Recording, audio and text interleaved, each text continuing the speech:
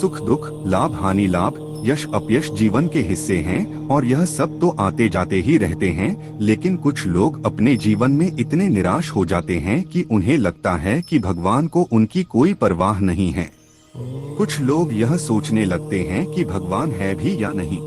लेकिन हम आपको इस वीडियो के माध्यम से बताने जा रहे हैं 8 ऐसे संकेत जिनके बारे में हमारे शास्त्रों में बताया गया है, और ऐसे संकेतों का मिलना इस बात का साक्षी है कि भगवान आपसे प्रेम करते हैं।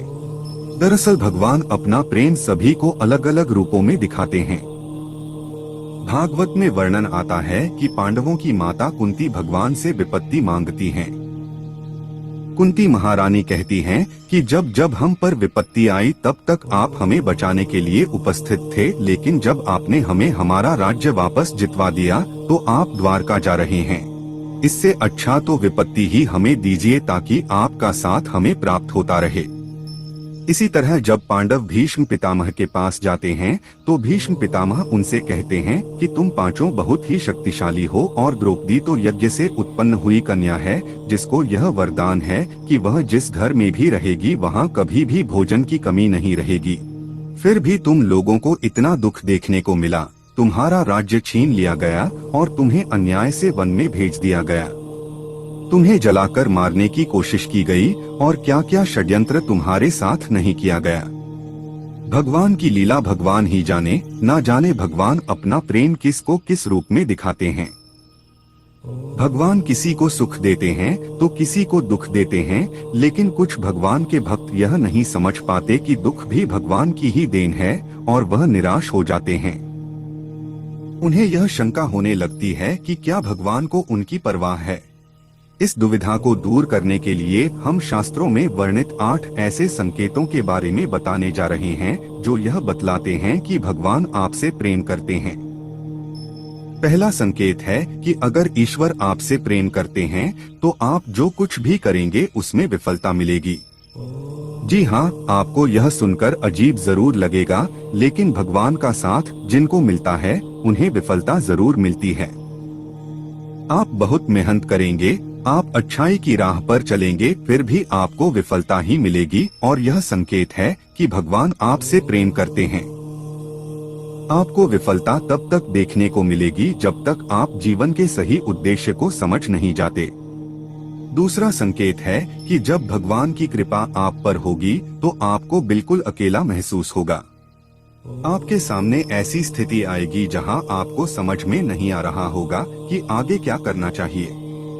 आपको लगेगा कि इस स्थिति में मेरी मदद करने वाला कोई नहीं है।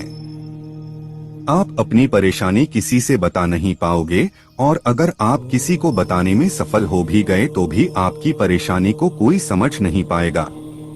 वे कहेंगे कि यह परेशानी तो बहुत ही छोटी है, या तो वे इस पर ध्यान नहीं देंगे या वे इसे नजरअंदाज कर देंगे। तीसरा संकेत जो है वह यह है कि भगवान की कृपा होने पर आपको दुख मिलेगा और आपको लगने लगेगा कि अब हमारे जीवन में इससे बुरा क्या हो सकता है। आप दुख की चरम सीमा को महसूस करेंगे। उदाहरण के तौर पर आप देख सकते हैं कि महान संतों के जीवन में क्या क्या घटित हुआ। जब आपके जीवन में बड़े बड़े दुख आने लगेंगे तो आपके मन में वैराग्य उत्पन्न हो जाएगा और आपका मन भौतिक सुखों से आगे बढ़कर भगवान को जानने के प्रयास में लग जाएगा। मनुष्य को इस समय हताश नहीं होना चाहिए, क्योंकि यह दुख ही उनके मन में ईश्वर के प्रति प्रेम विकसित करने में सहायक होगा। यह उन्हें इस बात का एहसास कराएगा कि यह संसार दुखालय है और भगवान को प्राप्त करने में ही सार है। चौथा संकेत है कि भगवान की कृपा होने पर आपकी सारी उम्मीदें टूट जाएंगी और ऐसा होने पर आपके अंदर एक नई ही खोज शुरू होगी। ऐसी खोज जिसमें आप अपनी कमियों को जानेंगे और अपनी विफलता का कारण ढूंढ लेंगे। आप खुद से सवाल करना शुरू कर देंगे और यही सवाल आपको अपने आप से जुड़ने में मदद करेंगे। यह जुड़ाव ही आपके जीवन में एक नया बदलाव लाता है। भगवान अगर आपके साथ हैं तो आपके चरित्र में बदलाव होने लगता है। पांचवा संकेत है कि भगवान अगर आपके साथ हैं तो आपके चरित्र में बदलाव होने लगता है। जब आप खुद से जुड़ते हैं, जानते हैं, तो आप इनमें सुधार करने का भी प्रयास करते हैं। इससे आप अपने आप को बदलने की प्रक्रिया शुरू कर देते हैं। आप पहले से अधिक शांत और स्थिर हो जाते हैं। जब भी हम भगवान की खोज करना शुरू करते हैं तो इससे हमारे अंदर बदलाव आना शुरू होते हैं और हम इस काबिल बनते हैं कि हम भगवान की और आगे बढ़ सकें। छठा संकेत है कि आपका किसी भी चीज में हार और जीत से मन ऊपर उठ जाएगा। यह समय होगा जब आप पूरी तरह बदल चुके होंगे और आपका जीवन को देखने के नजरिए में परिवर्तन आ चुका होगा। आप हार और जीत से ऊपर उठ जाएंगे और किसी भी काम को लाभ और हानि का विचार किए बिना करेंगे। इस तरह की स्थिति होने पर आप बाहर हो रही चीजों से विचलित नहीं होंगे और अपने अंतर्मन में ही स्थिर रहेंगे। आप भगवान में इतने खोए रहेंगे कि आपको बाहर से मिल रहे दुख और सुख दोनों ही विचलित नहीं कर पाएंगे। सातवां संकेत एक परीक्षा के रूप में होता है। जब आप भगवान की भक्ति में संलग्न हो जाते हैं तो आपके जीवन में एक ऐसी स्थिति आती है जिसमें हर चीज आपको सहज ही प्राप्त होने लगती है। सातवें संकेत में आपके पास सारे ऐश्वर्य अपने आप ही आने लगते हैं और आपको उसमें आसक्त होने से बचना होता है।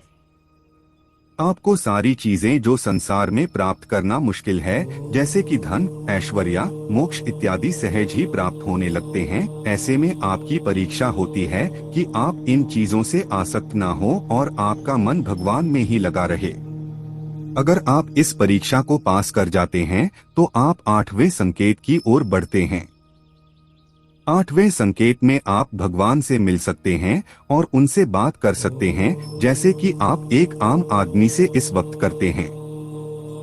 इस संकेत के मिलने के बाद आपके मन में जरा भी संशय नहीं रह जाएगा कि भगवान आपके साथ हैं या नहीं, क्योंकि आप हर समय भगवान के साथ रहेंगे।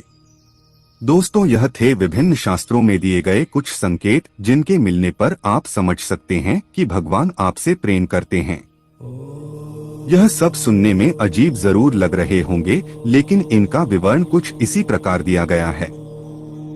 भागवत के एक श्लोक में भगवान स्वयं कहते हैं कि मैं जिस पर कृपा करता हूँ उसका धन हर लेता हूँ। धन चले जाने से उसके सगे संबंधी उसे छोड़ देते हैं और वह तरह तरह के दुख पाता है। उम्मीद है आपको वीडियो पसंद आया होगा। अंत